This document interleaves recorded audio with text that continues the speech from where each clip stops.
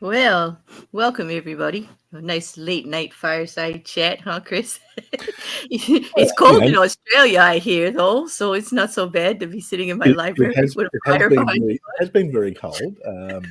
However, fortunately, I have really good heating in my house, No, that's good. That's and very, and a very. lot of jackets and layers on.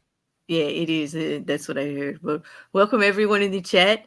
Thanks for joining us. As you saw in the title, it is going to be about Roe versus Wade. It's been a big topic on my channel, all over YouTube, all over the news here in America. But what I've noticed, especially during the congressional hearings, is that there's a lot of interest cross country. Australia, England, Sweden, Denmark, all of my friends in chats and other things that I do. Everybody wants to know more about how we got here, what's going on. And so I thought it would be good to talk to my friend Chris. Chris Attlee from Hereticals, Atheist Pastor. Some of you may know him well. I see you in the chat. Some of you may just be introduced to him, but he's a good mate of mine. He's number 8, by the way. When we say Oh number hell yeah, 8, number 8. Chris is wearing number 8, but he's not only like my favorite asshole. He's also when it comes to politics and especially the type of politics that divide red and blue, left and right. Chris is my go-to because he's got a way, and I'm going to flatter you a little here. Get ready. I hope you're sitting. Oh, I hope you're sitting oh, there. oh dear. Chris has a way of taking the most controversial subject and being, I don't know, a little bearish about it. He's freaking reasonable, which is why he's here. He could take those awful things that none of us want to talk about, and we can actually have civil conversations. And we've been having them here and there, on and off, since like last July when I started hanging out over there with them at Hereticals. And I got comfortable with the fact that you could talk to this man about just about anything, no matter what he believes about Trump and things like that. I mean, I'm not a Trump supporter, and yet Chris is able to get me to see that there are some things that happen and why things legally or not politically may be a good thing. And that's rare. And I'll just clarify, That's why and he's here. I'll just clarify that I'm not a Trump supporter either. I know. However, However, I wouldn't call myself a Biden supporter either. I would have had a very I read it. difficult time. Exactly. Well, But you know I what? think the day of the American election, I actually did a stream with Mhm, someone, and I was asked who I would have voted for, and I actually mhm. said I would have voted for Biden. I did it with sort of under Should duress, been. but Yes, I did. Because I think they're yeah, both good. yeah, I wasn't gonna bring Trump back into office, but did I think that the best candidate had been brought forward? Absolutely not. And do I do now that Roe versus Wade has been overturned? I could say politically, I do not believe that he has done much to protect us in some of the beliefs that we have that he is supposed to stand for. I don't see much going on legislative wise. I don't see much. I see a stalled political machine that could have done a lot to prevent some of these. And it's See, unfortunate. that's the I'm thing more of an independent that now. amazes me. Yeah, you know what I I think did? most I people are. pulled my designation. I'm one of those that said, you know what? If y'all gonna act like this, I'm no longer Republican or Democratic. I'm gonna start looking at y'all as individuals and issues, and I'm an independent now. You're gonna have to fight for me. See, I I'm think not telling you in there's a advance trend what in I the am Western gonna world. do. Yeah, there's a trend in the Western world that's going that way, because I Hmm. think that the issue is, see, Australia's in a similar position to the US, where a lot of people aren't happy with the politicians and the choices we have, Hmm. but we've got a two-party system essentially. Yeah. So you kind of have to vote for one, and we have preferential voting here. So Hmm. even if you vote for all the independents, at one point you've got to make a decision between the two major parties. So Yeah, you you're do. kind of forced into that. And I think Mhm. it's the same in the US, where essentially you're forced into that two-party system because you're not going to see an independent get elected to president. Or, Exactly. there's rare cases where they'll get into the Senate, someone like a Bernie Hmm. Sanders, but I mean, really, he's also a registered Democrat as well. Um, Exactly. but anyway, that's not what we're here to talk about. It's I No, guess it's not. we're going to But I tackle a agree very with you. Yeah. non-controversial issue that I'm We sure are, and that won't was the prompt any. yeah, that was the SCOTUS opinion on Roe versus Wade that is actually throwing it back to the states, into to decide individually their bans, restrictions, or whatever their actual stance on abortion in general. Hmm. And just a little bit of history for anybody from a foreign country or any American that doesn't exactly understand where we're coming from exactly with this. It was back in 1973, almost 50 years ago, that the Supreme Court issued a decision, 7-2, that the due process clause of the 13th Amendment of the United States to the Constitution provided a fundamental right to privacy and used that to secure a woman's right to have an abortion and not have it banned by any state or any other law or any other flag. I mean, that's just putting it in like a nutshell. There have been amendments and there have been other cases coming forward in regards to it that changed it, because back in 1973, that's when they actually made what they call the fetal table, the trimester table, on when things were at certain growth and when things would be appropriate and when things wouldn't. It all started back then, and it's been changed a few times, including recently, about 5 years ago even. But what didn't happen is any federal regulation to protect this opinion. Like, this opinion is here, and it's the Supreme Court, the highest court of our land, and it was here. But what hasn't happened since then, or any other further laws to shore it up as a right, as a to body autonomy or anything like that. There were opinions at the time given by one of the justices that said they really didn't have a choice but to put this forward, the opinion back in 1973, that way, because if we were going to actually agree that women had equal rights, then when they would we would have to agree that they have right to their own body and their own decisions at that point, and any other decision would be a backslide. Now, based on it being 1973, and we were right there with, women's liberation, so to speak, and, equal pay and for equal work and all of that, it made sense. It does, and it still does at the time. And I think that's why, to put it in a nutshell, why so many people are going out of their minds right now, Chris, out of their minds about this SCOTUS ruling, as if it's the end, as if it's the end of everything. And I think what people have got to understand, there's a very clear distinction between, I guess, the courts and, I guess, your Congress, Senate, and I guess your parliamentary. I don't know what the term you'd use in the US, but we use parliamentary or parliament in Australia. Now, the court isn't there to make laws. Right. The court is there to interpret laws. Now, opinions on those interpretations can change. And, whether it's new evidence being brought forward, different arguments, different opinions. I mean, you'll often have divided opinions on issues in the Supreme Court. But that's what is important. It's not that the Supreme Court hasn't issued a law banning abortions. What they have done is they've said that, in their opinion, it's not a constitutional right, and it's actually the responsibility of the states to legislate individually as it's a healthcare issue. Exactly. Now, I'm not offering opinion on whether that's right. No, I know. I'm not an expert in U.S. constitutional law, but kind of in a nutshell, that's kind of what's happening here, because the Supreme Court only is weighing on it on constitutional issues. Absolutely, that's what they do. That's what they use for their foundation.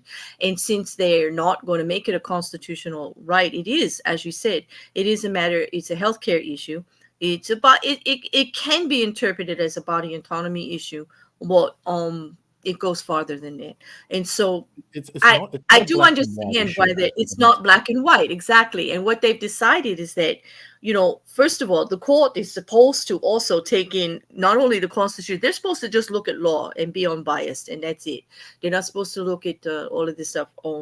Because if they went by the vote of the people here in our country, when we do the polls, 70%, I mean, on an average, 70. It has slid a little bit. It's in the high 60s, I think, right now, maybe 68, 69% of Americans believe that abortion should be a right. It should be the woman's right to choose, even though less than that agree that they would have an abortion. They don't believe that it's something they would do, but they do believe in the right of the person to make, the woman to make the choice on her.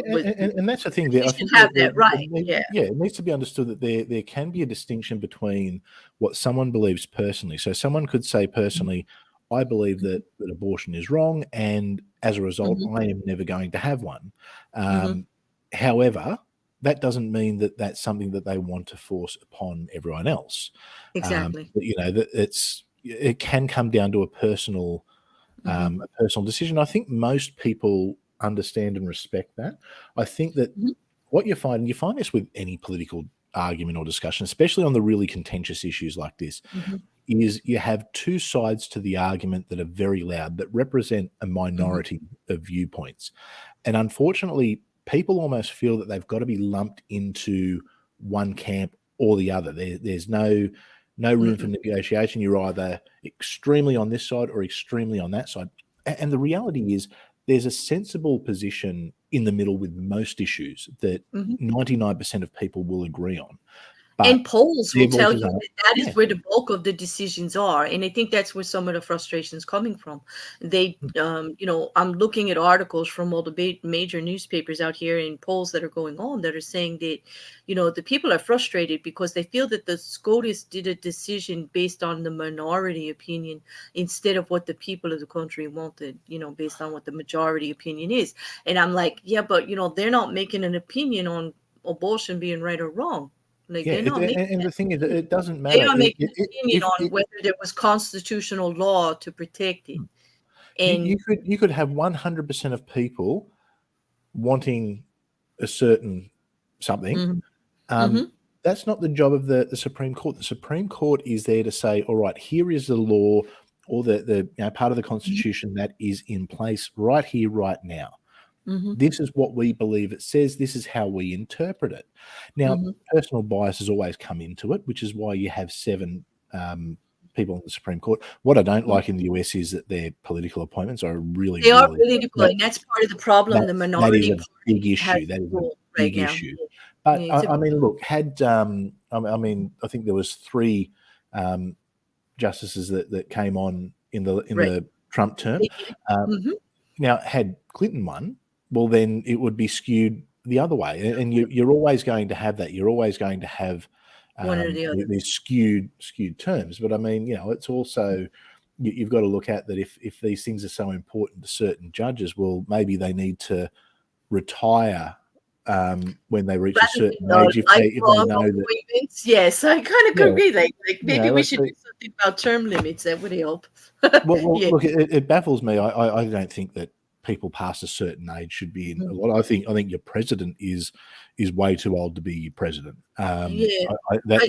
He's a concern, and the former president is at the same age, so I'd probably say the same Exactly. there. And Yeah, they said the same thing then too. I mean, we hear that. I mean, it's not, and no one should be offended hearing it from anybody outside of the country saying it too, because it's quite obvious. We all say it here also, like many. But let me give it clear. I'm not saying that I support like what SCOTUS like did. Like I'm upset too. Don't get me wrong, because I know everybody chaps going like, Claire, what the hell? What the hell? Let me just tell you the purpose of this is that it here's what I actually think, and I don't know, where Chris is on this, but or where you are on the chat or anybody on YouTube, but where I'm at with this is like SCOTUS really just threw it back to the states. Okay, and that means the argument's not over with yet. It's not decided. It's up to the states. And I don't know about you guys, but I think it's a lot easier to get our voices known with the state. It's a little closer, isn't it, to where you live and how you act and your local politics. And I'm thinking that that's going to be a little bit closer to the voice of the people if you actually start doing something about it, if this is how you strongly feel. It's not going to do us any good to like rant and rave about what SCOTUS has done about some constitutional support. That would have been easy, yeah, if it stayed the same. We wouldn't have to think about it. But what they've done is toss it back to the states. And already what I'm seeing is that it is not over. We thought that, damn, it would be a slam dunk because, Chris, here in the United States, I don't know if you've been watching the news, but quite a few of those states already had legislation ready to go, yeah, knowing they might did. be coming down the way. They've been planning it for a long time in some of the, and it's laws generally passed by ultra religious conservatives. Right. And look, I say that as someone who is a conservative, obviously not Mhm. a religious conservative. Look, the challenge you are going to have is that some states are going to bring in draconian measures. From the experience we've had here in Australia, because we have the same ruling. That's why I sort of had to say to a few people who are like Australians who are sort of acting like it was the end of the world, what had happened in the US. Well, hey, hang on, they've got the same laws as we do, and it hasn't been a problem here. Now, the states that were more conservative and had the harsher penalties actually now have the least, or the most pro-abortion, I guess you could say, pro-choice laws in place. Tasmania, which was, I guess, Tasmania. It's look, we love Tasmania. It's like whenever I visit there, it's sort of like stepping back about 20 or 30 years. And up until probably 20 years ago, their politics were very, very rural conservative, very, very much sort of that religious sort of entrenchment. But now they've actually got I think some of the least stringent laws. It's probably easier to get an abortion in Tasmania than in most places. Queensland's another example.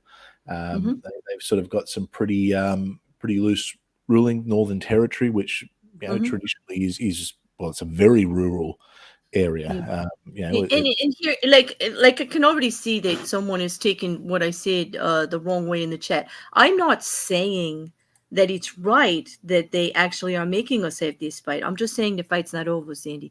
And actually, there is no it was not in the Constitution about this, and abortion is not mentioned. So the Supreme Court had difficulty defending it. It doesn't mean they're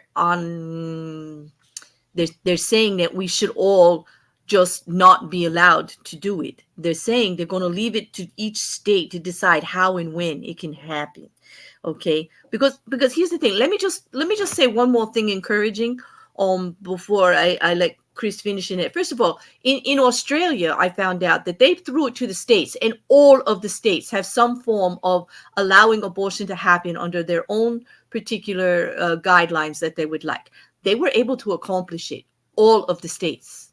Okay. Yeah. It is not a criminal offense. You can get an abortion. It's a huge country. The states were allowed to decide. And the positive take from that is there is legislation protecting you that you can have an abortion in Australia.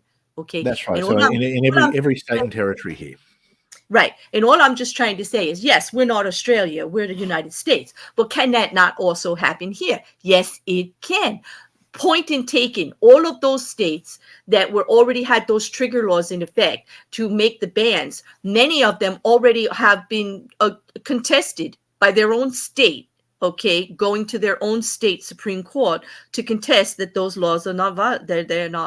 They are against civil rights, this, that, or the other thing, or for whatever reason. Okay, they're being contested, they're being held, they're being stopped. Okay, and that's what I'm saying is like, I'm just trying to say the process isn't over, okay? That it can still go to where all over the United States there could be more states than not. I mean, many of our states have already put in protections for people that want to travel to those states to have the service rendered if they need it. Okay, I realize. I think there is a problem there that I don't think people should have to travel between states. Oh no, they shouldn't. They really shouldn't. They should be able to get health care. You see, that's the thing. Is I understand why people are so mad because it is going to start. Everybody's just worried that it's just an abortion issue, but here in the United States, it's actually a women's health care issue because many of these same clinics for the younger women and for the women on the poverty line below or just above use these clinics for all of their contraceptive management, all of their regular health care. They get their screenings, and there's not going to be funding. There's going to be prejudice against these clinics. It's going to be difficult. Not only that, if they decide to offer the services, there's going to be the protests all again. And, you're just going in there. Some of these women even get their prenatal care through these clinics. Okay, there are multitude of organizations are going to get attacked that provide these services throughout our country, and it's going to be like a crisis. You're not going to be able to get the health care that you need. I think what's going to come out of it though is a shift in attitudes, and I think that this is where there's and it's short term. I don't think it's a great situation, certainly in some of the more religious conservative states. I mean, look, you places like New York, Illinois, California, Washington.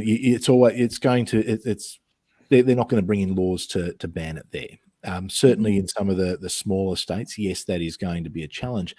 I guess where that presents an opportunity is that resources can be directed to those places to fight for changes to the law.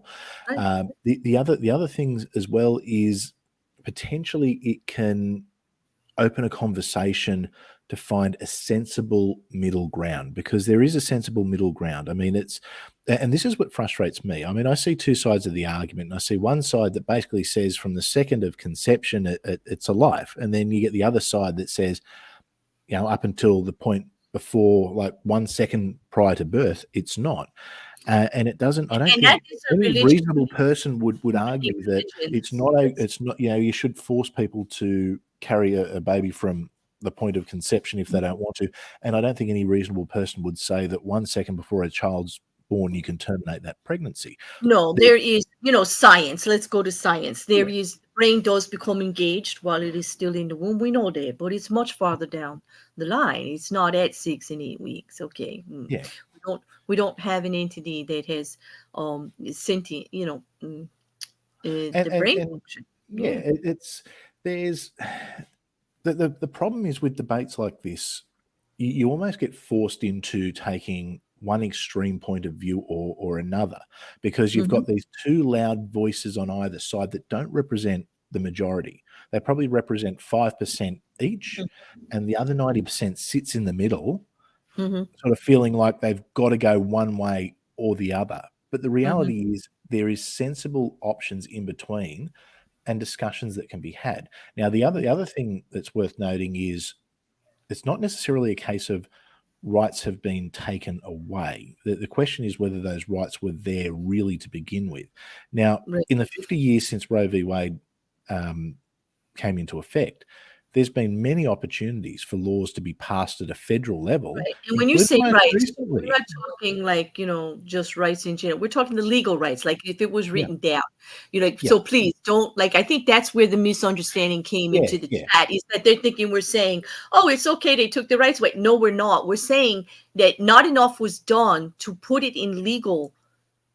The whole thing there was to be protected as an actual right. Right. It should have been actually entrenched in law. Entrenched in law, exactly. Because I mean, look, the Democrats, when Biden came into power, I think held all three. They held the presidency, the Senate, and and Congress. I mean, there's an opportunity, and there's plenty on the Republican side who would put it into law as well. I mean, not everyone. We still do have the problem with the Speaker of the House. It won't put anything on the floor that we brought up, but there is that. So even though it does look like we have control, when you have somebody literally blocking, just like they did with Obama, every damn thing that they want to do, by not bringing it to the floor, how do you vote on something that doesn't get? It does make it hard, but you can at least get the legislation there and ready to go. So you can force these things through at some point, because what will happen is it will become an issue of things getting blocked and not allowed to go on the floor. And even people who don't necessarily agree with the issue will see that there's a problem there and vote against those people. So no one's going to hang their political career on it.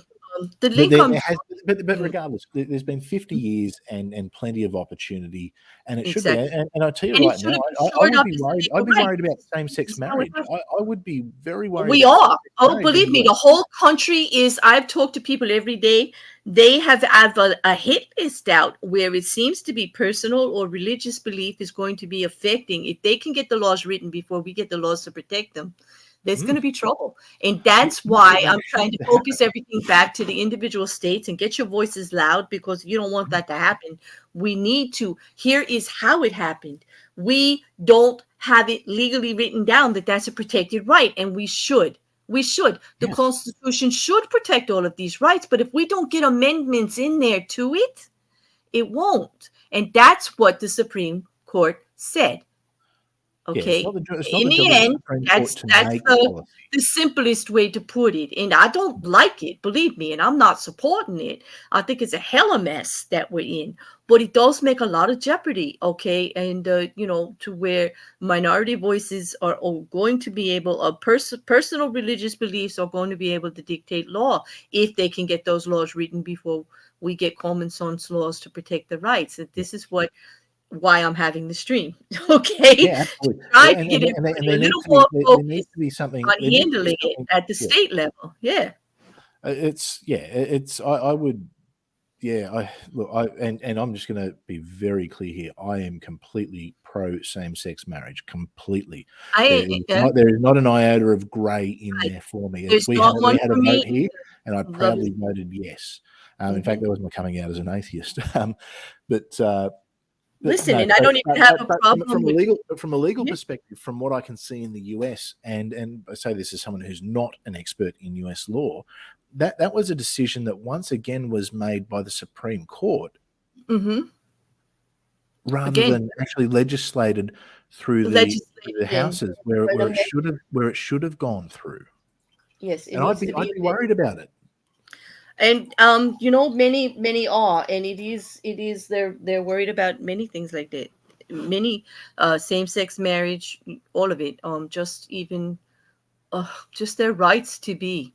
Well, you know what? It's like we're taking a big step backwards because yeah. it's being pointed out that these beliefs that we have are not protected and they need to be.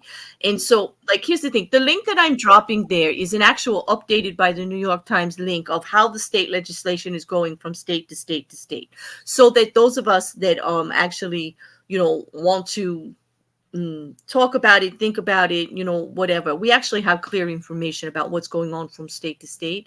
And it's not as a lot of them have been blocked by their own courts already, and being looked at. I mean, I guess part of what I'm trying to do is get good information out there so that you can actually look at it. I understand why everybody's so afraid. I am too, but we can't function and get anything done if we're in the middle of a panic. Like And the they other thing seem too is when more people panic, prepared. they have bad Yeah. arguments. Yeah, right. We don't That- want bad arguments. We want to come with real information and we want to secure it so it doesn't happen again. We want to make equality laws out there and change our constitution to say so. Okay. So that it doesn't happen again. And it can't, it can be protected. the important thing here, I think this is a learning opportunity for a lot of people about how to A hard best one. engage to get change. What I'm seeing pretty gross things on both sides of the argument. And neither side is actually bothering to attempt to understand the other side's point of view, because both sides are doing what they believe is the right thing. And that's like no one's out there just trying to be evil or trying to control or anything. There's none of that. There's one side that says that bodily autonomy is absolute, and it's that anyone who is against it is like from the Handmaid's Tale and just evil and trying to force a religious perspective. But then you've actually got the other side of the argument who will say, well, no, we believe that life begins at conception, and we believe that this is actually bodily autonomy is important, but it's not the body of the woman that gets aborted. That's the argument from the other side. Now, there is a sensible middle ground in there, and that is about sitting down. And look, I think most people who are here probably fall on the pro-choice side of things, which I guess if I can encourage everyone here, I'm going to teach you how to engage with people who are pro-life, because I used to be pro-life. I'm a former pastor. That was something that was entrenched, and it's something I've had to educate myself on in the years since. What I didn't realize was that no, life doesn't really begin at conception. There's a process. It's not just a case of, the 4 week old or 4 weeks after conception that there's a functioning child that's just growing. No, it's essentially there's a process. Now, calling it a clump of cells will get you nowhere in the argument, because that it's just all that's going to happen is people are going to say that's ridiculous, but even though it could be true. But if you explain to someone, well, hey, you know what, the development of the brain doesn't come in until I think it's 16 weeks. Yes, that's when function. I mean, it's Yeah. developing during then. Yeah. Obviously, you can see it, though. So don't spam my Twitter with pictures of fetuses with little brains. I get that. Like, I'm Yeah. up on the science, but it doesn't stop functioning to the point that you can call it like brain activity, to where it's helping with the development process till after 16 weeks. Yeah. According to science, and like, I'm gonna I go with think most people who are pro-life, if you can sit down and have a reasonable conversation without screaming that, you know, they're from Gilead or something like that, if you actually sit down and say, hey, let's talk about this. Here's why I hold the position that I hold, and did you know this? Were you aware of this? That's how you change minds. That's how you change hearts. You don't do it by screaming at people that they're terrible, or having, you know, women who are 9 months pregnant with not a life yet written on her stomach. I mean, that was just ridiculous. I mean, talk about if there was ever someone who was planted to throw the argument the other way, that's a great case. right. You've got to be able to have reasonable conversations with people who you hold a different opinion with. You've got to understand why they think what they do, and you've got to be prepared to potentially change your mind on a few things if new information is given to you.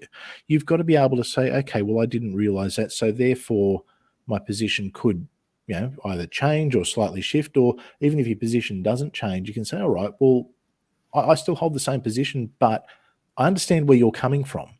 Now, is there a middle ground we can find?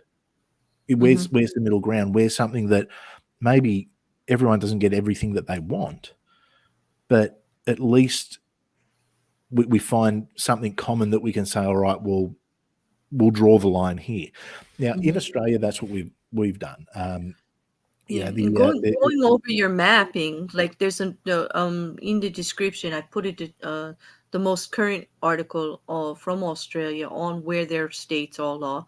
It seems quite reasonable, Chris. It seems that most of them will allow the woman to choose up to a certain amount of weeks, and have legislation that protects the woman by saying it must be a medical professional, or blah blah blah. There's certain conditions, and if you need something medically after those weeks, there are avenues to protect it in guidelines and things like that about the woman's health. What they're saying is, we're not going to put the woman's health and life in the back burner to this fetus. We're going to find a mutual compromise to both. I mean, when it's a medical issue, there's no argument. There's absolutely no argument about it here. Well, there shouldn't be in general, but here in Australia, there's no argument where it's a medical issue. Where the argument does come is where people use it as a form of contraception, right. or it's, And I think that's a big talking point on the other side here against abortion, is that it would be used that way. But I do need to, say that there, first of all, late-term abortions that are very, very late, or are less than 1% of look, all of them. they're rare. They're rare. They're very rare. I mean, look, our motto here is rare, safe, and legal. We think that they should be safe. People should be able to access them. There should be legality, but it should be the exception rather than the rule. Exactly. When it comes to late term in particular, it shouldn't be used as I mean, look, you can't get to 30 odd weeks and just say, you know what, I've changed my mind.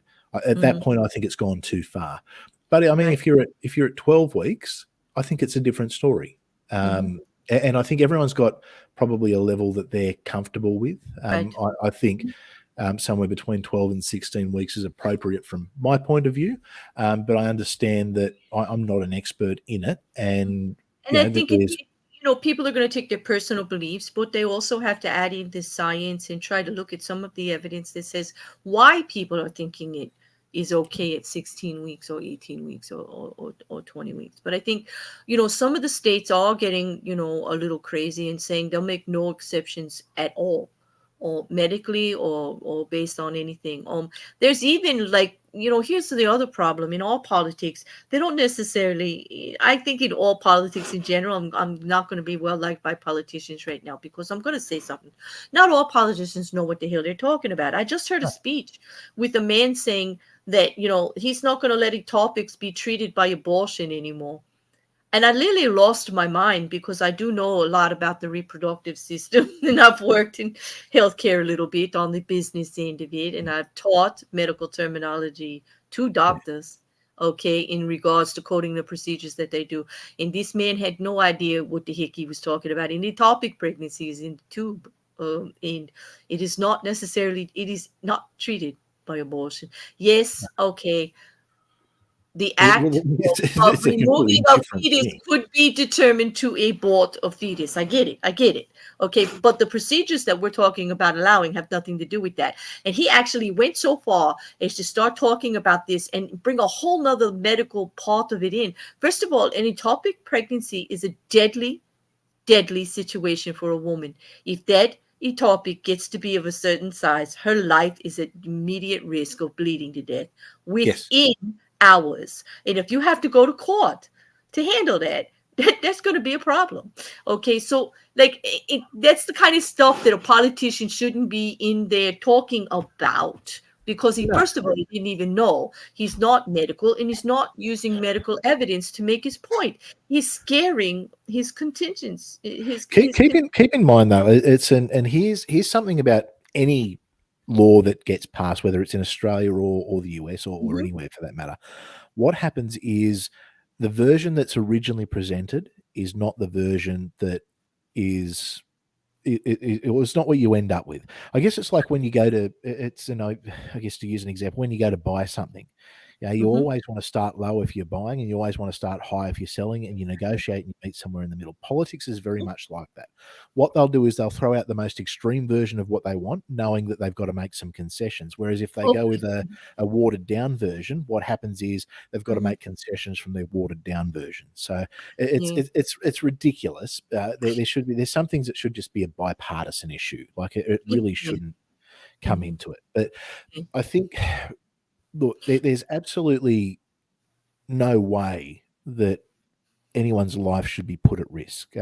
Exactly, and that's what's people on both sides are scaring each other with all of these precedents. I want to see there are states that are clearly saying that they're not going to make any exceptions, and they're talking about most commonly what comes up is cases of rape or incest, or children underage, young girls, 12, 13, 14 years old, who may have been violated by a relative or against their will, and the psychological damage that can go forward with making them carry a child or letting that child be born in such a situation and environment. Exemptions. Yeah, where all the the care for the people who are actually right now alive. That's what I mean. Like, where's the balance? And look, I think those laws may not stand up to challenges in those. I mean, look, the first thing is they've got to get through the legislature in those states, and then they've got to survive challenges to the court. True. And like in Missouri, they're saying no exceptions. Well, I can assure you that that's going to get challenged and may end up all the way back to SCOTUS again. And SCOTUS may say that that's too extreme. Like, you are putting people at risk with this law like that. You can't do that. Like that, exactly. Because we do have the right. We know that's in the Constitution, life and liberty, right? Come on, like that one's there. So, like, depending on how it gets done, it's not that it's not going to get back up there individually from the states if it even gets through the state's own Supreme Court being that rigid. Not to mention the Hippocratic Oath has to come into it at some point as well. Because, a doctor has an obligation, I believe, both legally and morally, to provide health care and to save someone's life. You can't sit there and go... Right, he can't. And that's the thing. Every single medical organization has come forward against what SCOTUS just did, because they said they were putting lives at risk by allowing the states without the medical wherewithal to decide on this. And I agree with that. The thing though is they can come forward and say that, but it's not a medical issue. It's a legal issue, and it's an interpretation of law. Look, you know what? It needs to be legislated. It needs but to get where forward. does the law have the right to say what medical procedures are allowed, Chris? That's Well, not usually we've got something that. that happens. We've Yes. got it. We've got it here. Did you We've have got to it go here. through a legal process to have your tooth pulled or have an appendectomy or to get your tonsils taken out as a kid or to have heart surgery if you have a heart attack? No, these things don't happen. You see, that's where I'm going to stop you because, that's where it's getting extraordinary. That's where it's getting dangerous. They are But trying to this regulate a isn't the medical same procedure. as having tonsils pulled, though. This is there is another Wait a entity minute. All that right, has to well, be I could considered. play devil's advocate and say your tonsils don't have a brain, and neither does a fetus until 16 weeks. So Oh if I no, want to remove it and I from agree my that body, I should have that the right to do so which because gets they're us to both that elective procedures. sensible middle ground. A tonsillectomy most times is considered elective because of having repeat infections or whatever. You decide you're not going to do it anymore, so you have your tonsils removed.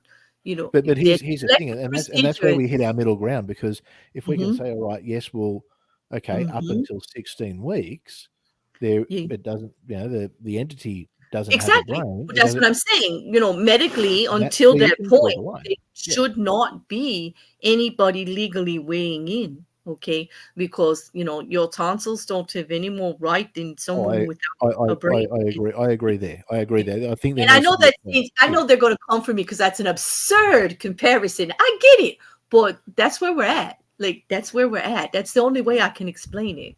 Because But to you know what? me, But you know what? That's an argument that you've made, that someone who is on the other side could sit down and say, okay, I understand what you're saying, and that does make sense. So we can find a common ground. I would hope so, because I'm not trying to be a contrarian and I'm not trying to be angry about anything. What I am trying to do is find common ground so that this can get settled for everybody. Because, even as an atheist, I never push my atheism on anybody. And I don't, I want religious people to be able to have their rights and their beliefs. But when you Absolutely. take it farther into my medical health, when you take it into my own personal beliefs on what I can and cannot do, that's a little too far. And that also should not be happening legally. Like, I have a big problem with church and state, and what's happening here is there's such a muddying of the waters in regards to church and state, and in regards to this issue. Everybody's saying it's just religiously people are saying that it can't be done, but I've got statistics that say no, because unfortunately, 70% of the abortions performed in the United States are performed on Christians. Okay, so it's not necessarily a religious thing, it's a need. Which probably matches up to your actual percentage of Christians in the country. So it's It does, and I'm yeah, saying, and I'm not saying that they're out there like, whatever. I'm saying there might be medical. We're talking about women that medically need them. If there's something wrong with the child, or the child is not going to be born in a condition, or the child's going to die anyway, or the mother's at healthy rate. I mean, these are, it's not just as absolutely. simple. They're not doing it. They're not out there boosting The life of the birth. mother I'll has tell you to that. come first. Yeah. There's no two ways. The Yeah. life of the mother must come first. Mm-hmm. Now, I think that most sensible people will agree that, okay, there's a point, maybe it is that 16 weeks where you say, up until that point, Mm-hmm. it should be a no questions asked. It's a complete decision. After that, I think there needs to be a bit more than I don't Mm-hmm. want to. I think there Yeah. needs to. I think that's where we start to I guess Mm-hmm. get into that grey area, Mm-hmm. and that's probably where the laws need to happen. But look, essentially, up until the point that there is sentience, then really And that's it. there's nothing. Yeah. And that's how I would answer Virillion, because I was talking about pre-sentience, Virillion, in that comparison. I'm fully aware that after that, there is life, but I would consider life to be after sentient, with sentient. That's when I consider it being able to go forward as a life being. So that's why I do use And it is a medical procedure comparison, having but it's a something medical removed. thing. Yeah. Yeah. And, So so like, yeah, I realize it can't be perfect because there's not anything else that I can compare it to that would grow into life, right? Like, so what else do I have? I think What what else you'll do I have? find is in the states that have got no exemption, I think you'll find that doesn't reflect the majority view, And what is going to happen is the politicians that push that are going to find themselves unemployed reasonably fast, because you will, especially in I guess areas where there's a strong church influence, you'll find there's going to be a lot of people who maybe won't say it in public, but privately will hold an opinion that's contrary to, I guess, the loudest voices out there. And people, when it comes to voting, that's something that's done privately, and they will vote along those lines. And we see that happen all over the world, where the silent voters, the silent majority, and that's something that's on both the left and the right. People will fight against it. It's to have a no exemption rule. It's ridiculous. It is absolutely ridiculous. And the scary thing is that you are going to have some people who will suffer in the short term, and I think that is a big problem, because I don't think anyone should be sacrificed for a greater good. But out of it, there will be wide sweeping change in public opinion and actually what those laws are. They can't say no exemption forever. It's just look, maybe back in the 1950s or even the 1970s that could have been a thing. In 2022, it's just not possible. It's just not possible for those things. In modern Western democracies, it is not possible for those things to remain in place. Yeah, and you know what? It's okay to believe that you would never have an abortion, and it's not something that you would ever do. That if that's what you believe, that is fine. Well, the problem comes when you believe that you have the right to impose that on another individual. Absolutely. No one should. Yeah, because I don't actually judge anybody who believes that no abortion should ever happen, that they would never do it, and that they think from heartbeat, whatever, it's a life form. That's it. They're never gonna. I applaud your right to that. You have every right to believe that, but I don't necessarily think you can cross the line and say I have to believe exactly like you, because there has to be some little bit of gray area. And I'm not talking about we're talking about here, as Chris and I have been discussing the whole time, about the fine line being where actually that life begins, because there are plenty of religions that believe that life isn't even a life until birth.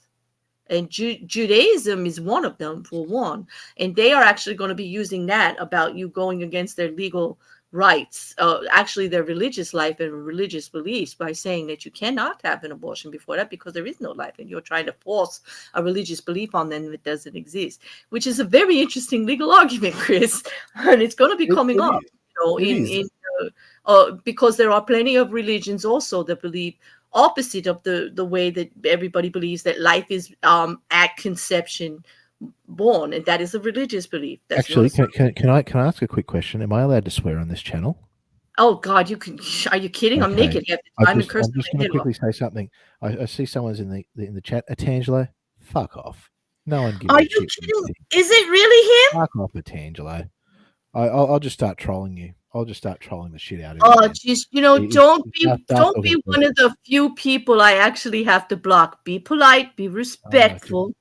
Fuck okay. Yeah. And mods, if he steps out of line, do what you got to do. But don't let him attack anybody. And Tangelo, you're not allowed to be mean to anybody in my chat. You better be respectful. And if it's not a fact, I don't want to see it typed. Those are the rules here. Okay.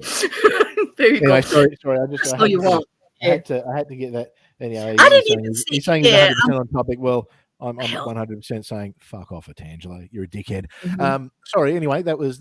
No, John, I'm not naked for tonight during the week. I was just saying he could curse because whatever. But anyway, I want to address this one thing here.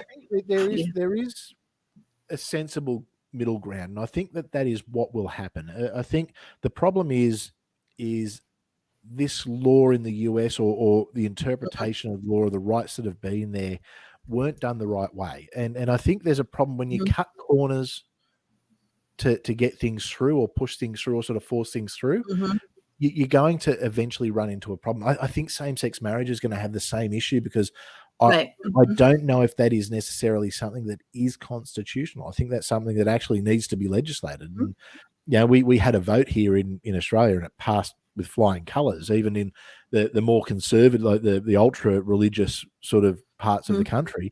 it passed everywhere. So it's I think that's something that I think American legislators need to attend to very quickly, because you'll get bipartisan support on that one. Because there's a big LGBTQ movement in conservative politics now. So it's No, I get it. I just encourage everyone who is pro-choice to think about how they put the arguments out there. Consider how you speak to people, and consider that just jumping up and down screaming is not going to make the same way that someone standing out front of an abortion clinic going baby killer isn't going to change a pro-choice person's mind. That's what I worry about, Chris, because they're not being reasonable. Like, you want to say that 14-year-old has to carry that child, but are you going to tell her? Are you going to look at her and tell her that what happened to her was okay? No.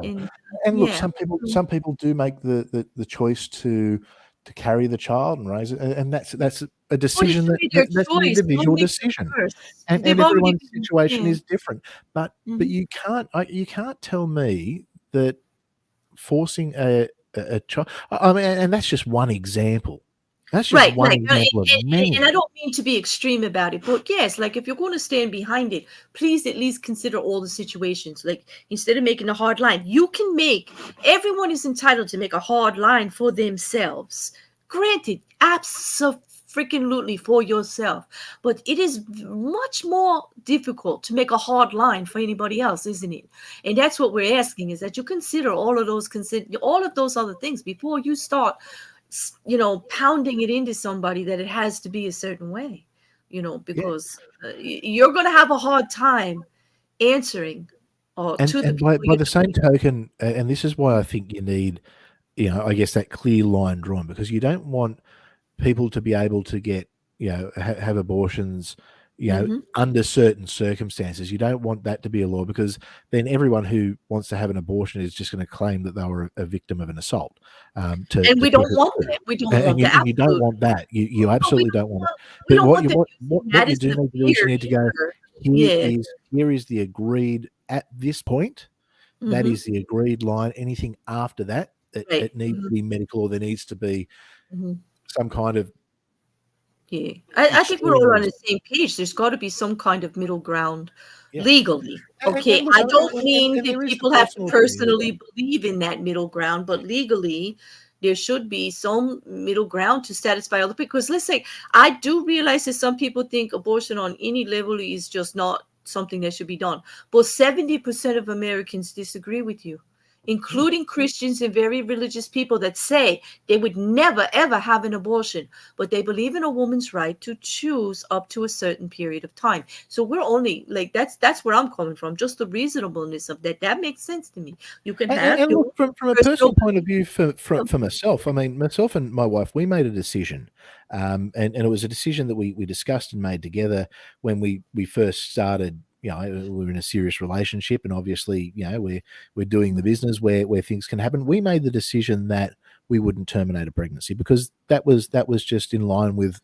where we were, what we felt, and regardless of what the situation was, that was the decision. Even at 12 weeks, where you can determine whether a child is going to have Down syndrome. We'd always made the decision that regardless, we were going to see it through. Now that's a decision that we made. Now that doesn't mean that is the decision for everyone, right? But that was a decision for us. So that's our personal viewpoint. But we wouldn't seek to impose that on anyone else, and that's why, I think there's certainly that point where. Once that sentience hits, I think is a different story. But we're not going to stand there and tell someone who's 4 weeks, 8 weeks, 12 weeks. There are plenty of things in the Constitution that will prevent the actual forcing of these laws on anyone that they could use if they use the right ones. See, this happened because of how Roe versus Wade got decided in the first place, based on privacy. A right to privacy. That was what they chose to use to back it up, and which made a big loophole for it to be overturned. And I'm not saying that it should have been, and I get it that people are really mad and I'm going to lose subs and people are going to get mad at me for saying so, but it was inevitable because of how it didn't get locked back up as a right. They did not. We all feel that a right is being taken away from me. I get that, but it wasn't a right that was put down legally for us to fight. And now we have to. That's what I'm saying. We got to make sure it doesn't keep happening. We have to actually lock it down. And it's going to have to happen on the state level. Yes. And now I'm trying to get the information out there as to how it happened. If you look at what I've linked the actual opinion for you to read. It's 213 pages. Bless you if you can get through it. It took me a long time. I'll let you summarize that for us. I don't agree with any of it. Like, they just maybe PMBing around the whole thing. It was down to the right. They said it was about privacy and this and that. There wasn't enough for them to go against the state about the state being allowed to decide on their own, period. And that's where it ended up, because legally they didn't have a lot to go to. Okay. I do understand that that's a big problem. I'm just saying how it happened. It doesn't mean I'm happy about it, because God knows I'm not. But right now it's with the states. I'm linking to you what states everybody here in America are doing what. If you are in your states, it starts with your local legislation. You got to get your voices known. You got to fight with it. Okay, if you don't like, do it in a sensible way. That's the Supreme Court. But coach like Chris says, coach your arguments to be reasonable. Talk to people the way you would want to be talked to. Try to have it explained. I mean, there's going to be people that disagree with this. And I still am friends with everybody who thinks I'm a monster right now for thinking abortion is okay up until a certain period of time. I'm still fine with every single one of them.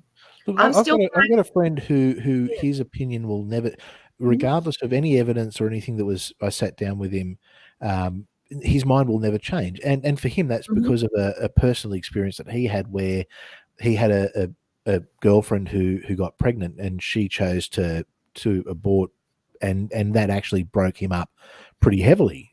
So he's completely blind, and so there are people whose minds won't be changed. What you've got to remember is, you're not arguing with the loud 5%. The people who are standing there holding the signs going, abortion is murder, you are not going to change their minds. They are entrenched in what they believe.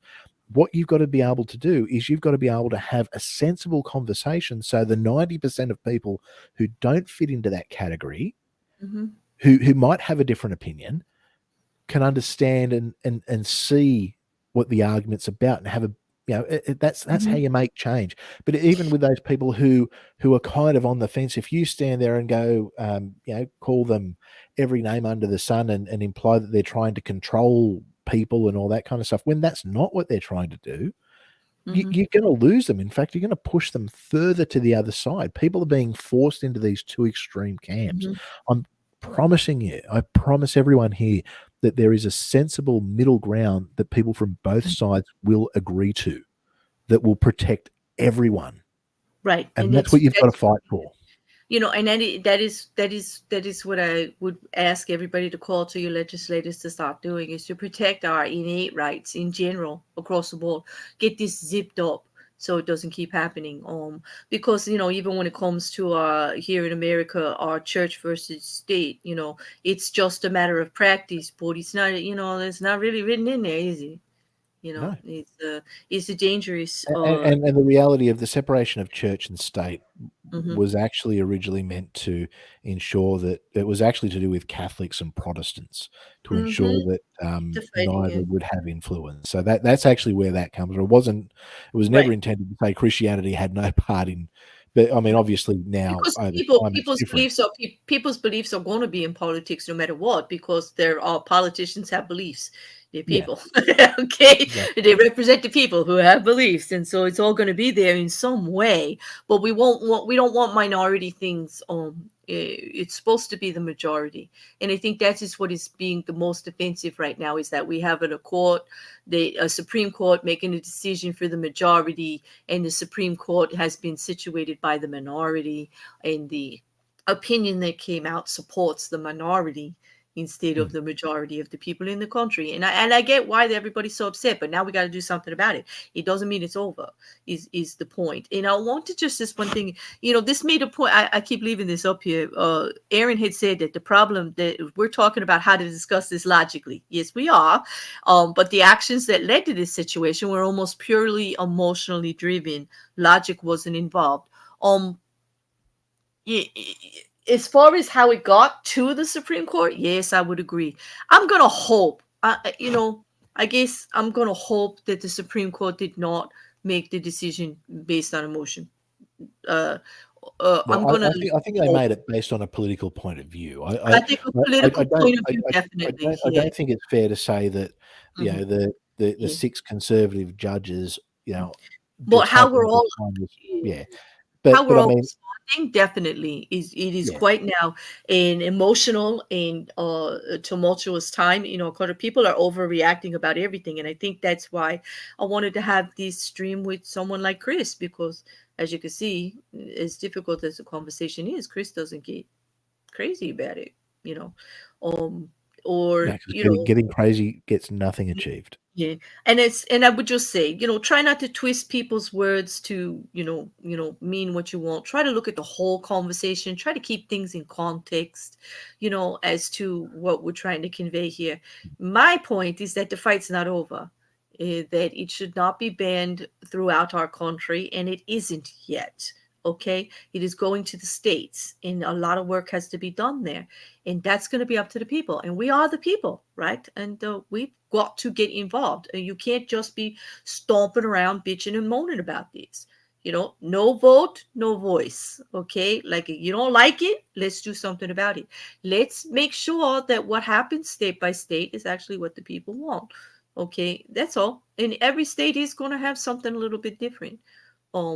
But we're gonna hope that it doesn't turn into a whole women's healthcare crisis. But I see that coming.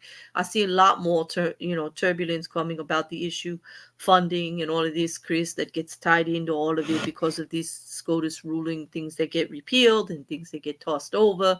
There's no foundation for things. A lot of work has to be done, but we are responsible for making our voices loud enough so that they start working on it.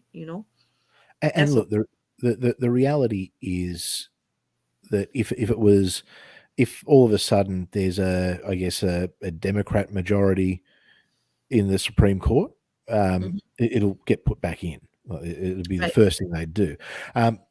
Look, I encourage people, don't attack the person. Don't attack the individual justices. Don't attack the people who are on the other side. Attack the arguments and attack them sensibly. It's like the way that Clarence Thomas, like some people are speaking about him, like some of the racist, vile insults I've seen thrown at that guy. Hey, I don't like his opinion on things, but I mean, you just don't discuss that. I mean, suggesting that that Amy Coney Barrett, she's one of the handmaids from The Handmaid's Tale. I mean, she's a woman who's risen to to be a judge in the Supreme Court. I don't think that she's under the influence of anyone. But so don't attack the people. But you know what? I can look at the arguments they've made. I can look at the arguments that a lot of the pro-life movement makes, and I can say, hey, you've got some big problems with that. Let's talk about and attack the argument. Let's discuss it. The same with there's some big arguments in the pro-choice movement that I'll sit there and go, hey, there's some big problems here that needs to be addressed. The world would be a better place if politicians would do what they were actually elected to do rather than take extreme positions. If they actually went and served the will of the people, and not just over there, it's here as well, or everywhere. It does seem like they say whatever they want to get in, and then do whatever solutions. They want. Solutions. Yeah. We would hope, but that comes to holding them all responsible, and that's how our voices come in there. By making it consequential what they do, we have to hold them more accountable instead of just saying there's nothing we can do about it. They're in. Yeah, there is. We get them out, or we speak loudly about it. We just speak loudly over and over again. They can't ignore like the whole, I mean, they obviously they can because they do, but I mean, it's going to get in sooner or later. If this is what we want and this is what we actively go through, folks, on common sense, if we become much more of the majority and the one that's actually speaking out loud about it. So I get it, but this is been very interesting, Chris. A Has been. little. I know I'm going to let you go. It's a little over the time that we have planned. I hope you'll come back again soon. I hope some of you in the chat I will will. come I will back come again back into the soon. bear cave anytime you invite me. I enjoy our conversations. Good. I do too. Thanks for that. I'm sure there'll be plenty with all this going on. This is not going to be over for quite some time. I can just see No, it now. no, So, the fight has just begun. So yep. it's time to everyone go and read The Art of War and The Prince and The work out the best way to fight the Mhm. war. And at a bare minimum, find out what's going on in your state based on the article I just gave you, or at least reading the statutes of what happened or where we can go from it, or even just medically finding out the issues about And the actual procedure that they're so upset about, sit where the down with someone medical. on the other side. Sit down Yeah, and have a conversation with someone on the other side. A conversation, not a debate, and say, yeah. "Hey, you this is what you believe. Can I ask you why? Why do you hold this position? Because I want to understand it better." It's the best thing you can do, understanding the other, even if you are not going to agree with them or you're not going Mhm, to prosecute your case, at least sort of understand the other side where they're coming from. That way you can humanize mhm, what they believe. Because to just say that people who are pro-life just want to control women and mhm, it's the patriarchy and it's racist and mhm. sexist and homophobic. I saw that one and I just went, okay, that's a new one. It's when you start screaming that people are all these horrible things, all that happens is you just entrench them further on that Mhm, side. mhm. Understand where they're coming from, Yeah, because that's going to exactly. help you make better arguments, because you're going to be able to argue against the points then that they say. If they say, well, actually, this is why I believe it, it Mhm, might be something you didn't realize. And then you can say, oh, well, hang on. Did you know XYZ? mhm. That will make them then go, no, I didn't. Oh, okay. That gives me something to think about. That's how Exactly. they just And talk that's all I'm to advocating for. someone. So a little bit of reason, because everybody is so, like, we don't have time actually for all the arguing. We have to actually work through a progressive change, Mm, and otherwise it's going to be, things are going to happen without us, and yep. you don't want that. Like, I don't want that for anyone. I don't want it for myself. Let's stop the extremists on both sides of the argument taking Hmm. control of it. Let's Exactly. have the majority of people who are sensible take Hmm. control of the argument and Exactly. prosecute the case for And both and sides. support everyone's individual rights, because there are individual rights on both sides here. Let's be Absolutely. clear. We can't claim one over the other for sure. But Mm, on that, Chris, I will see you again soon. I'm gonna put the outro on. absolutely. Thank you everybody who was here. And hope to see you all again. That I haven't turned too many of you into, like, all that waffling bear. I'm not waffling. I am still pro-choice. Nobody's gonna. I still And, hate and, Texas. But and so am I, essentially, as well. I yeah. choose not to identify as either pro-life or pro-choice, because I think that both can be painted as extreme. Mhm. I I, I But I want in the good middle. information out there for everybody to go forward with. So read the descriptions down there. If anything, just use Wikipedia to find out how Roe versus Wade got into the condition that it's in. It'll tell you, Yep. even just that. That's not even the 213 pages of the actual opinion, which that was rough. But I gave Yeah. you a synopsis in the bottom. There you Yep. go.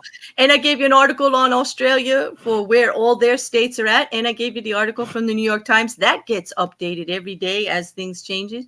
It's an ongoing updated thing from the New York Times about every state in our country that you can go. So, the main purpose of getting the information out to you, I hope, is there, and having a pleasant conversation with my mate.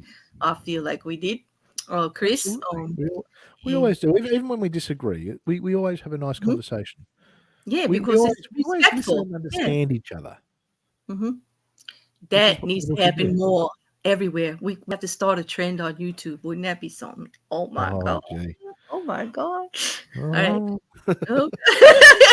Have a good night, or a good day, actually, there in Australia. Everybody yep. else here in America, have an excellent evening. And all in the UK, you're not even up yet. Hope you catch the replay. All right. I'll see you Catch you all. all. Catch you all later. Bye.